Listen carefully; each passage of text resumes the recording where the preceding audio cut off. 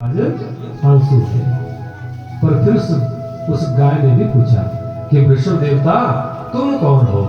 बोले सुनो सुनो देवी, सुनो धरती, सुनो माँ, मैं भी बैल नहीं हूँ। धरती ने कहा तुम्हारे तो एक ही पैर बचा है, 3 पैर कहाँ है? 4 पैर होते हैं बैल के।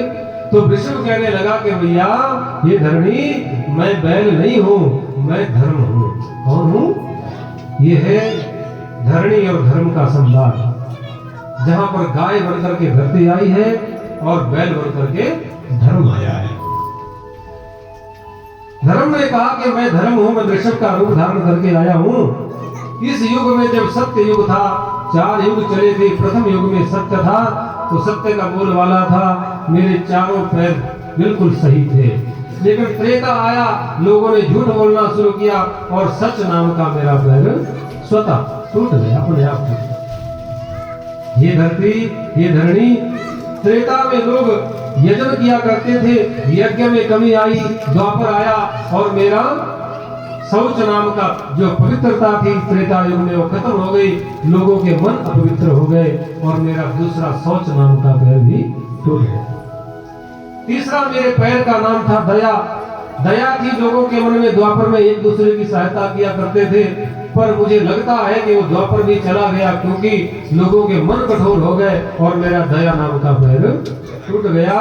एक ही पैर बचा है, जिसका नाम है दान। इसका नाम है दान। कलयुग में ये टिका है अभी, जब तक दान धर्म होता रहेगा तब तक ये पैर मेरा सही रहेगा। पता कोई नहीं है, भरोसा कोई नहीं है, क्योंकि तुलसी बाबा ने रामचरितमानस में कहा है, कलिमल गसही धर्म सब लुप्त भये सदग्रंथ, दंभिन निज मति कल्पि करी और प्रकट किए बहुपंथ। देखो तुलसी बाबा ने उस समय लिखा जब रामचरितमानस लिख रहे थे कि जब कलयुग आएगा तो कलयुग में अनेक धर्मों को चलाने वाले लोग पैदा हो जाएंगे। ठीक है ना? पहले तो एक ही धर्म था और वो था सत्य, सनातन धर्म। इससे बढ़कर के संसार में दूसरा कोई धर्म नहीं था। सब लोग सत्यवादी हुआ करते थे और परमात्मा की पूजा में नित्य प्रति अपने जीवन को लगाया करते थे। लेकिन सब युग धीरे धीरे खत्म होने लगे, कलयुग का प्रभाव हो गया और कलयुग के प्रभाव के कारण अनेक धर्मों को चलाने वाले कोई राधा स्वामी बन गए, कोई निरंकारी बन गए, ठीक है ना, कोई रूहानी मिशन में जाने लगे, कोई ब्रह्म कुमार बन गए, पता नहीं क्या क्या बन गए। ठीक है, ये जितना भी स्वरूप संसार में चला हुआ है ये थोड़े समय से चला है, 200, 400, 500, 1000, 2000 वर्षों से चला ये। बाकी इससे पहले कुछ नहीं था। इससे पहले केवल एक ही धर्म था, वो था सनातन धर्म। बोली बांके बिहारी लाल। बाबा तुलसी ने कहा कली मल ग्रसही, कलयुग आएगा और कलयुग के मल के कारण, प्रभाव के कारण इस संसार में अपने अपने रास्ते बना लेंगे लोग और उन रास्तों का नाम धर्म रखेंगे कि हमारा धर्म है, ये हमारा धर्म है, ये हिंदू धर्म है, ये ईसाई धर्म है, ये सिख धर्म है, ये निरंकारी धर्म है, ये राधा स्वामी है। ऐसे ऐसे नाम लोग रखेंगे और अपने अपना धर्म पर चलने की कोशिश करेंगे और वो लोग परमात्मा से दूर ले जाएंगे, भगवान से दूर हटा देंगे और वो कहेंगे कि भाई ये मूर्ति पूजा करने से कुछ भी नहीं मिलता, ये मंदिरों में जाने से कुछ नहीं मिलता, ये हवन करने से कुछ नहीं मिलता, ये माला पकड़ते हो बेकार का समय लगाते हो, क्या मिला आज तक माला पकड़ करके। और वो लोग कहेंगे कि आप ये सब छोड़ो और ध्यान किया करो। क्या किया करो? बोलो ध्यान। किस चीज का? भगवान का नहीं कहते हो, भगवान का कहते तब तो अच्छी बात थी। वो कहते तुसी ध्यान करो, अंदर अंदर दी ज्योत जगाओ। क्या करो? अंदर दी ज्योत जगाओ अपने दिल दे विच और अमृत बेला विच उठो। कब उठो? अमृत बेला कब होती है? 4 बजे नहीं होती, अमृत बेला होती है रात को 12 बजे के बाद। 4 बजे तो ब्रह्म बेला होती है, इसको ब्रह्म बेला कहते हैं। और अमृत बेला में वो लोग बोलते हैं कि तुम 2-2:30 बजे उठो और बिस्तर पर बैठ जाओ और फिर सर्दी है तो रजाई ओढ़ लो, गर्मी है तो पंखा लगा लो और ध्यान करो। क्या करो? ना मुंह धोना ना कूला करना, ना शौच करना, बस क्या करना, ध्यान करना। अगर थोड़ी देर में पेट हिला तो ध्यान बोलो। इसलिए सुनो, ये मर्यादा है जो संतों ने कही है, शास्त्रों में जो बातें आई है कि सबसे पहले उठो कब, ब्रह्म वेला में, क्योंकि रात को 12 बजे भूतों प्रेतों का समय होता है, ठीक है ना। ब्रह्म वेला होती है 4 बजे। 4 बजे आदमी को कहा है कि उठो, फिर क्या करो, शौच से निवृत्त होकर के पहले स्नान करो। क्या करो, सबसे पहले स्नान करो, उसके बाद फिर पूजा करो, ध्यान करो, परमात्मा का भजन करो। ये जितना भी स्वरूप है ना, ये राक्षसी वृत्ति है। क्या है ये है राक्षसी वृत्ति, राक्षसी दिमाग, क्योंकि इन लोगों को पता सता कुछ है नहीं। और फिर चलो, जिन लोगों ने ये संप्रदाय चलाए, उन लोगों ने तपस्याएं की, अपने जीवन में कुछ अनुभव किए, पर आगे जो चेले हैं वो सीधा ही करते हैं कि जी बस कुछ नहीं है, हम नहीं करेंगे पूजा। शिव जी की मूर्तियां भी निकाल दी, गणेश की मूर्तियां भी निकाल दी, माता की मूर्तियां भी निकाल दी, राधा कृष्ण भगवान को उठा के फेंक दिया और बन गए ब्रह्म, बन गए ब्रह्म। क्या बन गए, अपने आप ही ब्रह्म बन गए। इसलिए ये सब भगवान कहते हैं कि प्यारे, ये सब तुम्हारे विनाश का कारण बन रहा है। धीरे धीरे जब भगवान की पूजा कम हो जाएगी और लोग अपने आप ही ध्यान करने लगेंगे, अपना ही ध्यान करेंगे, उन गुरुओं की पूजा करेंगे जिनको अपने मरने का भी पता नहीं है, तो फिर भगवान कहते हैं उस समय फिर विनाश होगा। क्या होगा, फिर विनाश होगा, फिर संसार विनाश को प्राप्त हो जाएगा। क्योंकि देहधारी संसार में कोई भी आया हो, उसको जाना पड़ता है। किसी को भी आज तक के इतिहास में पता नहीं लगा है कि मौत कब आ सकती है। ध्यान रखना, मौत कभी भी आ सकती है। इसलिए उस मौत का पता, ये तो कृष्ण भगवान ने अर्जुन से भी कहा था गीता जी में कि अर्जुन, मनुष्य नाम सहस्रेषु कश्चित् यतति सिद्ध है, यततामपि सिद्धानाम कश्चित् मां वेति तत्वता, कि लाखों करोड़ों की संख्या में आदमी कोई एक ऐसा होगा जो मुझे प्राप्त करने की कोशिश करेगा। लाखों करोड़ों की संख्या, ठीक है ना। और जो मुझे प्राप्त करने के लिए लगेगा, मेरी तरफ आएगा, वो भी लाखों करोड़ों की संख्या में कोई एक निकलेगा जो मेरे को दर्शन कर पाएगा, मेरा भजन करते हुए मुझे प्राप्त होगा। बाकी संसार जो चला है ये ऐसे ही चलता रहेगा। इसमें लोग दिखावा ज्यादा करते हैं और काम, बोलो, हाँ, शरीर से ज्यादा दिखावा होता है, बाकी मन चाहे लगा परमात्मा के चरणों में, चाहे नहीं लगा। इसलिए ये सब बातें जो है ना सीखने वाली है, ये सीखनी चाहिए। परमात्मा के चरणों में मन को लगा करके रखो, परमात्मा के चरणों का चिंतन किया करो। ये बातें सुनी राजा परीक्षित ने। धरती ने कहा कि मैं धरती हूँ, उस गाय ने कहा, बैल ने कहा मैं धर्म हूँ, पर पता नहीं है कि बचेगा भी चौथा पैर या नहीं बचेगा, क्योंकि कलयुग में जब तक दान धर्म पूजा पाठ होती रहेगी, मैं चौथा पैर मेरा ठीक रहेगा, और जिस दिन बंद हो जाएगी उस दिन ये पैर भी टूट जाएगा। तो राजा ने कहा चलो इनसे मिल करके आते हैं। वृक्ष की ओट से निकले, घूम करके गाय और बैल के पास पहुंचे, और जब गाय और बैल के पास पहुंचे तो एक काला पुरुष डंडा लेकर के दोनों को पीट रहा था।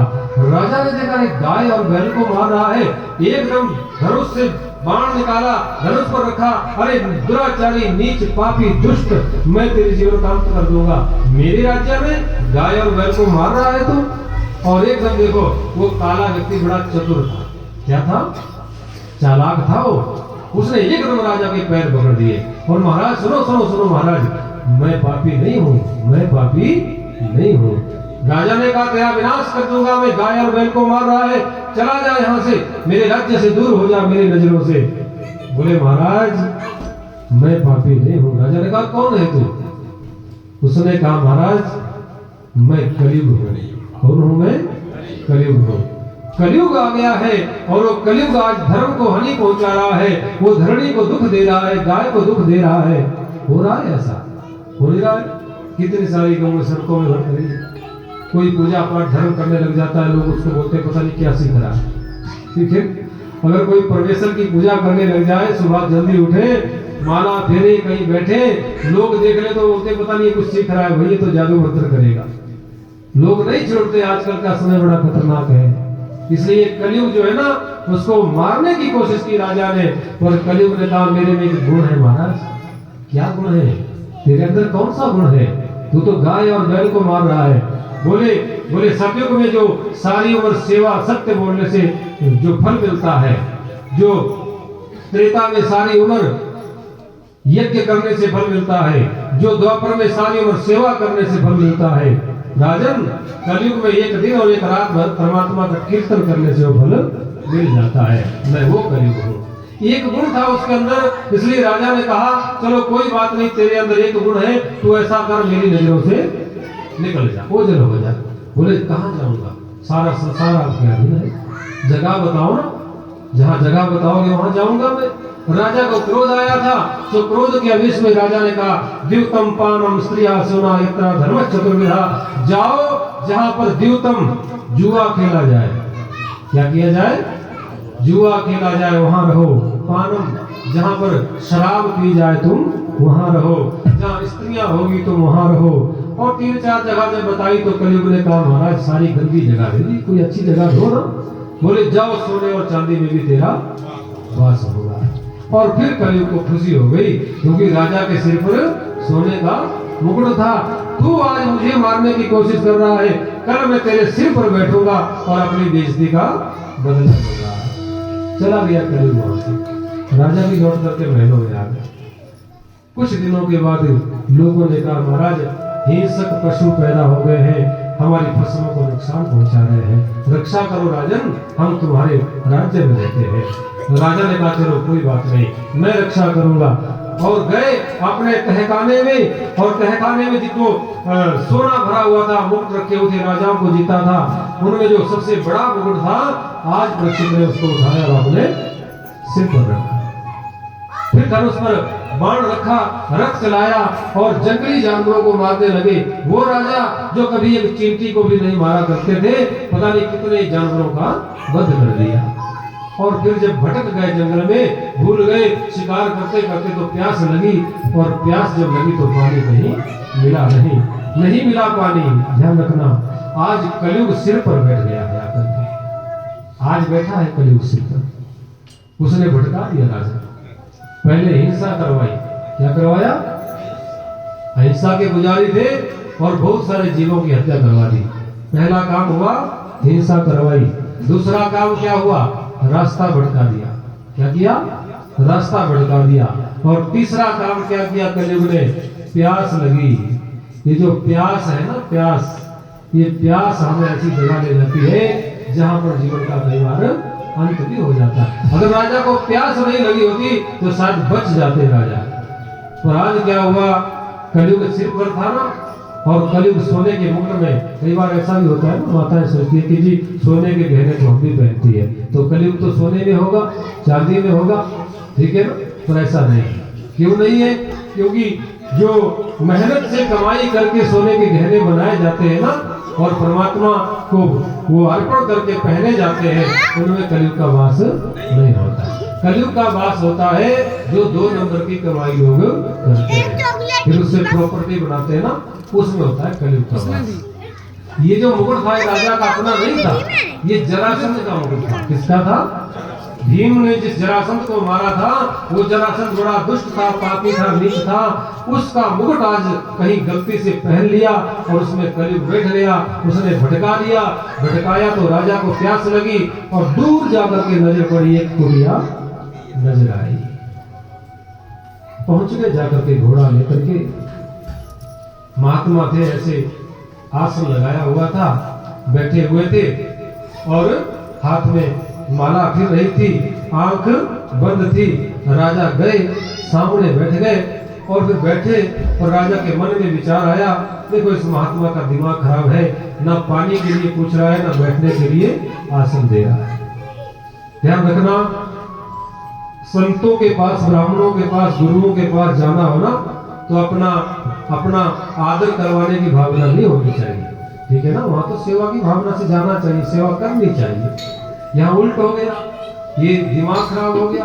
महात्मा मुझे पूछ नहीं रहा है, पानी पीना था, मैंने बैठने के लिए आसन नहीं दिया, और गलती से वहां कोई मरा हुआ सांप पड़ा होगा, उसको उठाया और महात्मा के गले में लपेट दिया। इसने मेरा अपमान किया, मुझे नहीं पूछा, मैं इसका अपमान कर दूंगा। पानी पिया होगा, निकल गए राजा, वहां से लौट करके आ गए और फिर ऋषि बालक चला गया सरोवर में। महात्मा समीक का बेटा श्रृंग नहा रहा था, स्नान कर रहा था। श्रृंग से कहा, श्रृंग तेरे पिता का किसी राजा ने अपमान कर दिया, मरा हुआ सांप गले में डाल दिया। श्रृंग को बड़ा क्रोध आया और क्रोध के आवेश में आकर के नदी के जल में स्नान कर रहा था, जल हाथ में लिया और जल हाथ में लेकर के कह दिया, इति लंघित मर्यादा तक्षका सत्य हरि। जिसने इस मर्यादा का उल्लंघन किया है, जाओ मैं उसको श्राप देता हूँ, 7वें दिन तक्षक की विषाग्नि से उसकी मौत हो जाएगी। शापित कर दिया। दौड़ करके श्रृंग आया, पिता के गले से लिप्त करके रोने लगा, बड़ा हुआ सांप फेंका। और जब समीक की आंख खुली तो समीक ने देखा मेरा बेटा रो रहा है। पूछा, बेटा क्यों रो रहे हो? समीक ने जब पूछा तो श्रृंग ने कहा कि पिताजी, किसी ने तुम्हारा अपमान कर दिया है और मैंने उसको शापित कर दिया, मैंने उसको श्राप दे दिया है, 7वें दिन उसकी मौत हो जाएगी। और एकदम समीक ने कहा, बेटा आए तो गलत कर दिया तुमने। देखो संत जो होते हैं ना, संत दयालु होते हैं, मैंने कल भी कहा था। समीक ने शायद यहाँ पर एक संदेश दिया है श्रृंग से, कहा श्रृंग क्रोध के आवेश में आकर के तुमने राजा को शापित कर दिया, वो हमारे महाराज है, गलती कर दी तुमने, हम उनके राज्य में रहते हैं, तुम्हें ऐसा नहीं करना चाहिए था। शायद समीक ये कह रहे हैं कि जीवन में सहनशीलता होनी जरूरी है। कोई गलत भी कर दे तो सहन कर लो, अगर आओ देखा ना ताओ देखा, उधर से किसी ने कुछ कहा, उधर से अपने आप भी बोलने लग गए तो वहां पर लड़ाई हो जाती है। लड़ाई होगी तो डंडा उधर से भी बरसेगा और इधर से भी बरसेगा और फिर परिणाम बोलो। कई बार लड़ाइयां हुई, गलती से लोगों की मौतें भी हो गई। मारने के लिए थोड़ी डंडे मारे थे, लेकिन गलती से लग गया। समय बलवान होता है, इसलिए समय की कीमत को पहचानो। और शायद समीक ये कह रहे हैं कि बेटा अगर सहनशीलता तेरे जीवन में होती तो तू राजा को श्राप नहीं देता। और एकदम अपने शिष्य को बुलाया, बोले जाओ और परीक्षित से कह दो कि तुम्हारे पास 7 दिन है। कितने दिन है? 7 दिन है। ये श्रृंग का श्राप है कि 7वें दिन तक्षक आएगा और तुम्हें डंक मार गए ले जाएगा। पर समीक ने संदेश दिया है। समीक ने क्या संदेश दिया है कि जिंदगी को बनाना चाहते हो तो बना लो, अभी तुम्हारे पास 7 दिन है। और देखो राजा गए महलों में पहुंचे, थके हुए थे, सो मुकुट उतारा, स्नानागार में स्नान किया, वस्त्र नए पहने, आराम करने लगे। और जब वो मुकुट निकल गया सिर से तो याद आई, क्या? अहो मया नीच मनार्य वदगतम निरागसी ब्रह्मणि निगुण तेजसी। गलत हो गया मेरे हाथों से, आज एक संत का अपमान कर दिया मैंने। आज मैंने एक संत का अपमान कर दिया। फिर राजा अकेले थे, तो हाथ जोड़े और भगवान से प्रार्थना की, भगवान जो गलती मैंने की है उसकी सजा केवल मुझे मिलनी चाहिए, बाकी मेरी प्रजा को संकट नहीं होना चाहिए। अभी सोच ही रहे थे, इतने को ऋषि बालक पहुंच गया आकर के। उसने कह दिया, महाराज सुनो महाराज, श्रृंग का श्राप है और समीक का संदेश है कि 7वें दिन तक्षक की विषाग्नि से तुम्हारी मौत होगी और तुम्हारे पास 7 दिन है। अगर जिंदगी को बनाना चाहते हो तो बना दो। और देखो राजा बड़े प्रसन्न हुए। क्या हुए? राजा बड़े प्रसन्न हुए और परमात्मा का धन्यवाद किया, ये कह करके कि हे नारायण, मुझे पता लग गया कि मेरे पास 7 दिन है, मेरे पास 7 दिन है। बाकी आज तक किसी को पता लगा कि हमारे पास कितने दिन है? नहीं लगा ना। राजा परीक्षित को पता लगा। इतिहास में पहले राजा हुए हैं जिनको ये पता लगा कि मेरी मौत के 7 दिन बचे हैं। बाकी एक खटोंग नाम के राजा हुए थे, उनको 2.5 घड़ी पहले पता लगा और उन्होंने 2.5 घड़ी में ही अपना जीवन बना लिया। मुनि बांके बिहारी लाल की। तो राजा परीक्षित ने अपने